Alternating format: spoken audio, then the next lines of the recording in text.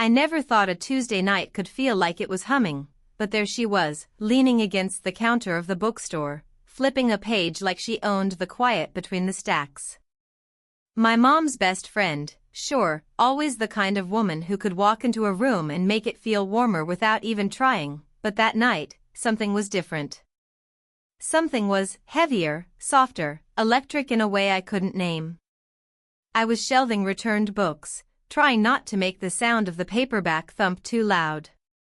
She didn't look at me at first, just kept tracing the edge of the pages with her fingers, lips pressed lightly together, as if she were memorizing something invisible. I wanted to speak, but the words got stuck, halfway between hi and whatever a 20-something says to someone who could have been your teacher, your sister, your danger. "You're late," she said finally, without looking up. The corners of her mouth twitched, not quite a smile. Traffic," I mumbled. My voice sounded smaller than it should have, like it had shrunk to fit the space between us.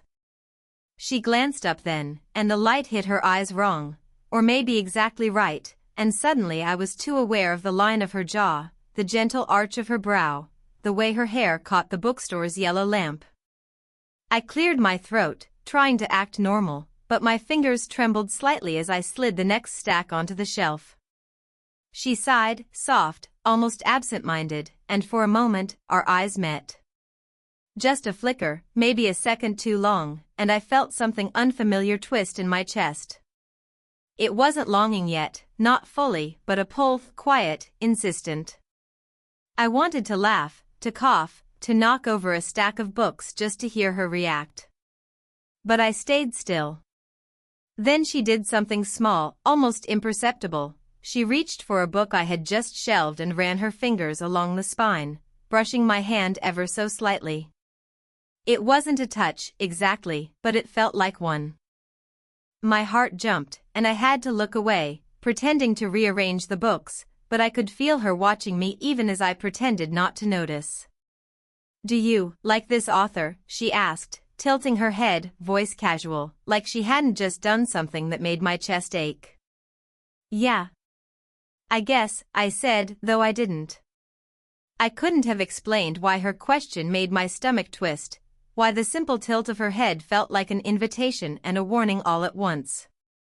We stood there, silently circling each other in words and glances, and I realized that the bookstore, the quiet aisles, the smell of old paper, the dim glow of the lamps, had shrunk to just this one moment, just this one impossible woman. I wanted to tell her something I didn't even understand. Instead, I just watched her set the book back, fingers lingering a fraction too long on the shelf, and I felt a strange, thrilling ache. Something had shifted, though I couldn't name it yet. And then she said nothing. She just looked at me, and I swear, for a heartbeat, I thought she might say everything. Instead, she smiled barely, almost nothing, and turned a page.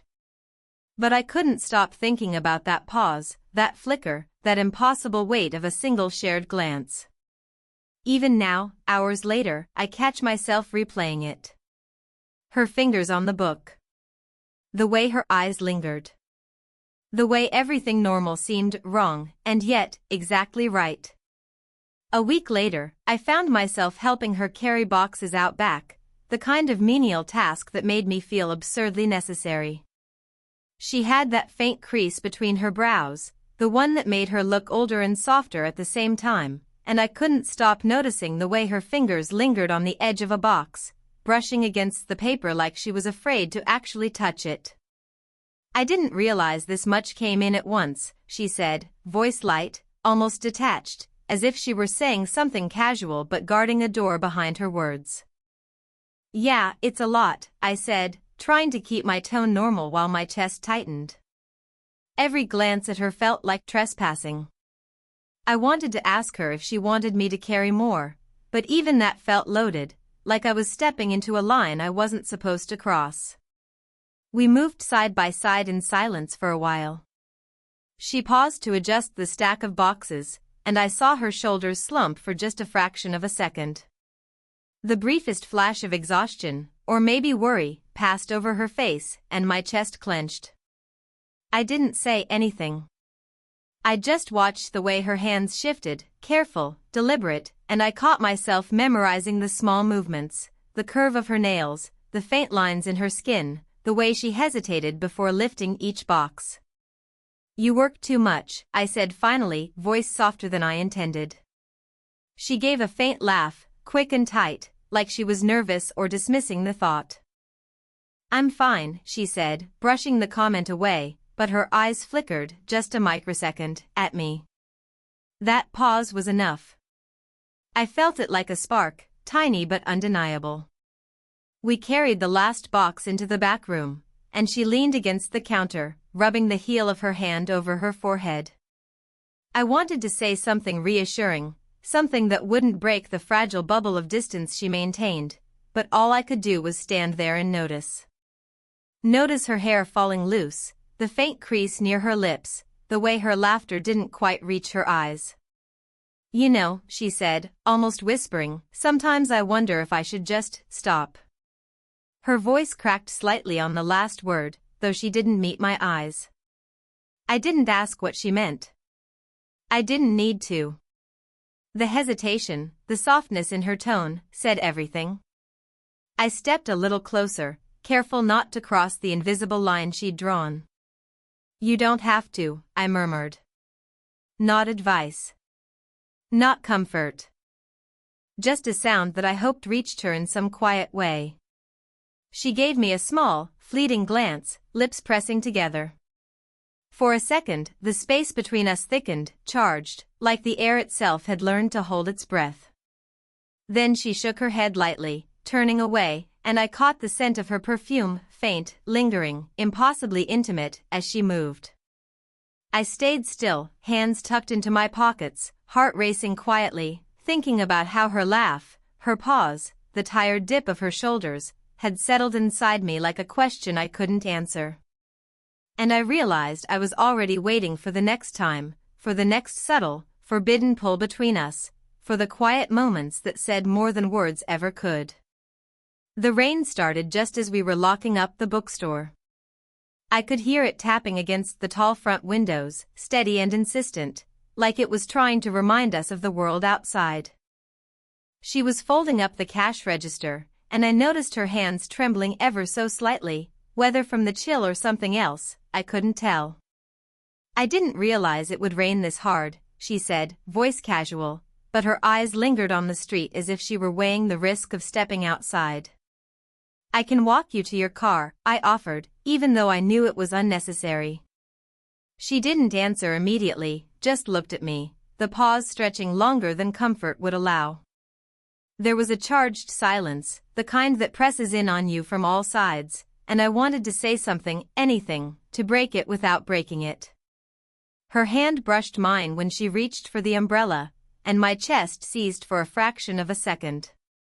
Not enough for her to notice, I hoped. She adjusted the strap of her bag, leaning closer to avoid the rain, and I felt the heat of her shoulder nearly touch mine. We moved in tandem for a moment that felt suspended outside of time. Then her phone buzzed, sharp and intrusive against the soft rain. She glanced at the screen, a shadow crossing her face. "It's him," she muttered, almost reluctantly, and I felt a jolt of disappointment I didn't expect. Her expression hardened slightly, almost imperceptibly, as she answered. I stepped back, giving her the space she clearly needed, but I couldn't stop noticing the subtle way her hands gripped the phone, the slight tremor in her voice, the curve of her shoulders leaning inward as if trying to make herself smaller. I wanted to reach out, to brush a stray strand of hair from her face, to do anything that might erase the tension that wasn't entirely hers alone. But I didn't. I kept my hands tucked into my jacket pockets, pretending I wasn't aching to cross a line I wasn't supposed to. She ended the call quickly, a soft click that seemed louder than it should have, and sighed. "Sorry," she said, a whisper meant more for herself than for me. I wanted to tell her it was okay, that whatever storm outside or inside her could be shared, but the words wouldn't form. We walked to her car, and for a single, suspended second, our hands hovered near each other, close enough to brush, close enough that I could imagine it, but not close enough to risk the invisible barrier she maintained. The rain washed over us, cooling the heat rising between us, but it didn't wash away the electricity of that moment. I wanted to lean in, to let something unspoken escape, to test the weight of that invisible line. She looked up at me then, eyes catching the dim streetlight, and I could see she was thinking about it too, maybe feeling it, maybe resisting it. My heart pounded in the quiet storm, and I almost reached for her. But the moment slipped. I let my hand fall to my side, and she slid into the car, closing the door before I could do more than stand in the rain, chest tight, replaying the brush of her hand, the tilt of her head, the soft charge that hung between us, unanswered, unclaimed. And yet, I knew I'd be thinking about that hovering near touch long after the storm cleared. We were sitting in the back room after closing, the dim light casting long shadows across stacks of books. I had been trying to organize a shelf, but my hands wouldn't stop trembling, not from the work, not really. She was perched on a stool, arms folded loosely, staring at the floor as if she could see all the questions I didn't dare ask written there. "I don't know why we keep doing this," she said suddenly, voice low, almost brittle. I froze mid-motion, a box of returned novels balanced awkwardly in my hands. "Doing what?" I asked, though my chest tightened because I already knew. "This," she said, tilting her head toward me, toward the room, toward whatever invisible line we'd been circling for weeks. "Pretending that it's just normal. That I can act like nothing's happening when it clearly is." Her fingers flexed against the edge of the stool, knuckles white for just a second, then relaxed. I swallowed, caught between saying too much and saying nothing at all. I began, then stopped. How do you explain that the sound of her laugh, the curve of her hand, the way she smells after the rain makes your stomach twist in ways you don't understand? How do you explain that you've memorized the tilt of her jawline without ever meaning to? She watched me struggle, eyes steady but soft, and for a moment the room held its breath. I wanted to reach for her, to say, "I see you. I see everything you're trying not to show me." But instead, I stayed still. And she stayed still. "Are you okay with this?" she asked, almost whispering. "Because I'm not. Not anymore."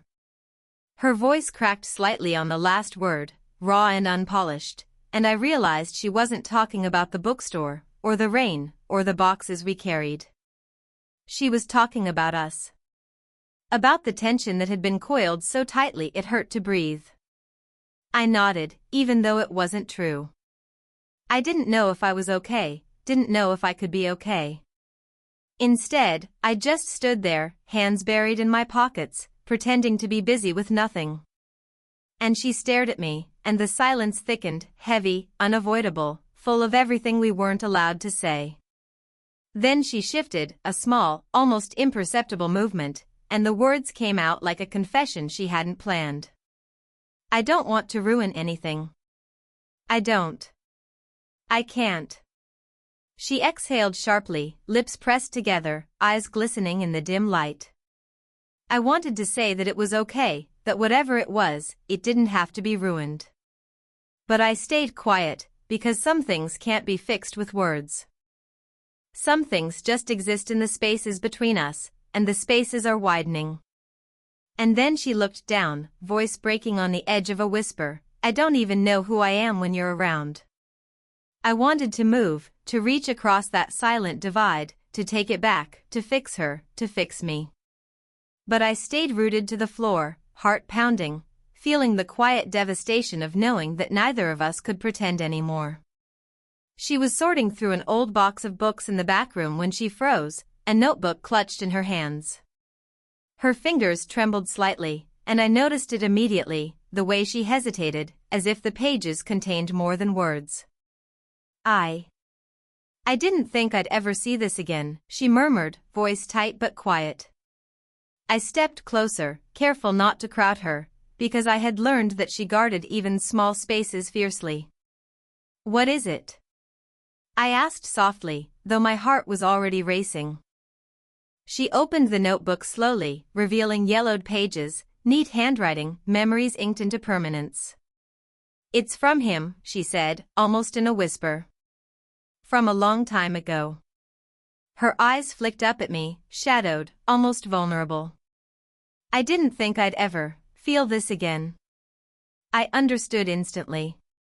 The subtle tightening of her shoulders, the slight catch in her breath, the way her hand hovered over the page like she feared touching it would make it real, all of it screamed of a heartbreak she'd carried quietly, alone. You still remember him?" I asked, though the words felt wrong. I didn't want to intrude, but I couldn't stop noticing the tremor in her voice, the faint quiver of her lips. She looked down again, flipping the page gently. "I do. And I don't. I don't know how to stop remembering." Her hands shook slightly, brushing against the paper. I realized how delicate she was in that moment, how human, how fragile beneath the layers of confidence she always wore like armor. I remembered something my mom had said once, about loss, about the way it lingers longer than you expect. I wanted to tell her, to remind her she wasn't alone in it, but I didn't know how without breaking some invisible code between us. Instead, I stayed quiet, letting her carry the weight, noticing everything, the way her hair fell across her face, the way her shoulders curved inward, the faint tremble in her hands. She paused, looking at me with eyes that weren't quite asking, but weren't quite hiding either. I don't usually share this," she admitted softly. "With anyone." Her voice was low, almost reverent, as if speaking the words aloud made them fragile, like she could shatter the memory if she said too much.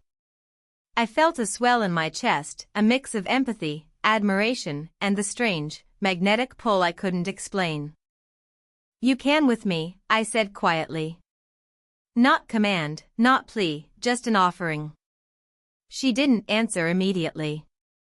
She just let the notebook fall open on the counter, fingers lingering over the page, and I watched her exhale slowly, the tension in her shoulders softening slightly.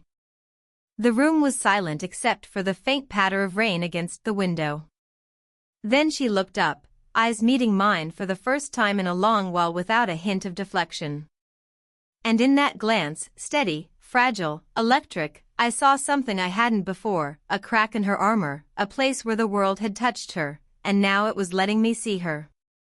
For a heartbeat, nothing else existed. Not the rain, not the boxes, not the bookstore. Just her. Just the weight of a past she carried quietly, and the unspoken possibility that maybe, somehow, I had just been let in. And then she whispered, almost too softly for me to hear, "I didn't think anyone would notice." It was late again, the bookstore nearly empty, the smell of old paper and coffee lingering in the corners. She was perched on the stool by the counter, cataloging some new arrivals, and I was stacking returns across from her. The silence between us was comfortable now, not empty, but full of the weight we hadn't named, the truths we hadn't spoken, the things we couldn't undo. "You're quiet tonight," she said softly, eyes not leaving the ledger in front of her. The words weren't teasing, just observant, like she noticed everything without needing to say it all. "I'm thinking," I said, and I didn't elaborate, because sometimes thinking felt safer than speaking. She nodded, just a slight tilt of her head, and returned to her work. The ledger became our shared anchor, something to focus on while the unspoken settled around us like a warm, heavy blanket. I watched the line of her jaw as she chewed her lower lip in concentration, the faint curve of her shoulders as she leaned forward. And I realized that the distance we had tried to maintain, the careful barriers, the measured words, had finally dissolved in the quiet of shared space. She paused, closing the ledger, and looked at me. Not with a question, not with a demand, but with the kind of openness that comes only after someone trusts you enough to let them in. I wanted to reach for her, to brush a strand of hair from her face, but I didn't. I waited, letting her take the first movement if she chose to. Her hand shifted slightly on the counter, just a fraction closer to mine. My fingers itched to bridge the space, and I did, slow, careful, letting it feel natural, unforced. Our hands met, not with urgency, not with fire, but like two puzzle pieces that had been slowly nudged toward each other, finally fitting without a word. We stayed like that for a long moment, fingers lightly brushing, breathing in tandem, the rain outside tapping softly against the windows. I didn't speak, she didn't speak. The quiet was enough. It wasn't dramatic, it wasn't perfect, it was fragile, human, earned. I think, she began, then stopped, as if the words didn't matter anymore. I nodded, and she smiled faintly, eyes glimmering with something unspoken but understood. The clock ticked on, but time seemed irrelevant. All that mattered was this shared space, shared understanding, the quiet collapse of walls we hadn't realized were so tall. When she finally stood, she lingered for a second, hand still in mine, fingers curling around mine like a question and an answer at once. And I realized that we didn't need declarations, confessions, or grand gestures. We had this moment, this acknowledgement, this quiet certainty. As she leaned back slightly to pull her hand away, our fingers remained touching for the barest fraction longer than necessary, and I felt a gentle, seismic truth settle inside me. No words. No promises. Just the understanding that some things couldn't be denied, and that whatever this was, it had arrived quietly, irrevocably, in the space between two people who had been searching without realizing it. I watched her leave that night, fingers brushing mine one last time, and I knew nothing else needed to be said. It's strange, looking back now. I can see how small moments, the brush of her fingers against a book, the pause in the rain, the quiet sighs between us, built something neither of us could have named at the time. I think that's what love is, really, not the fireworks, not the perfect lines, but the accumulation of invisible sparks that leave you changed without realizing it. She's different now, too. Not in ways anyone else could see, but in the way she lets herself rest for a second longer, in the way her laugh lingers without apology, in the softness she allows in herself when she's around me. And me? I notice more, feel more, learn to sit in silence without panic, to understand that the spaces between words can carry more than words ever could. Sometimes I catch myself remembering that first Tuesday, her leaning against the counter, flipping a page as if she owned the quiet. And I smile, because the tension we carried then, that fragile, unspoken energy, became our foundation. It wasn't reckless. It wasn't instant. It was slow, deliberate, human. We still don't say everything. Some things remain tucked between glances, in the gentle brush of a hand, in the rhythm of shared work at the bookstore. But that's enough. Enough to know that we found each other, in the messiness of life, in the pauses, in the ordinary moments. Enough to know that love doesn't need to be loud to be true. There's a quiet comfort now, a stability I never imagined possible when I first started noticing her. The storm has passed, but the afterglow lingers, the warmth of understanding, of connection, of trust earned slowly and without rush. I watch her sometimes, from across the room or over a cup of coffee, and the same pull is there, softer now, steadier, like a heartbeat I can feel without needing to touch. And I think that's what I've learned most, that love doesn't always announce itself with fireworks or grand gestures. Sometimes it shows up in small, persistent ways, and when it does, you hold on to it gently, carefully, and entirely aware of how rare it is. We don't need words for everything. We just need each other, in the spaces where silence speaks, in the pauses where trust grows, in the subtle touches that say more than a confession ever could. And maybe that's the point, love doesn't have to be loud. It just has to be real. If this story made you feel something, let me know in the comments. Would you want more stories like this?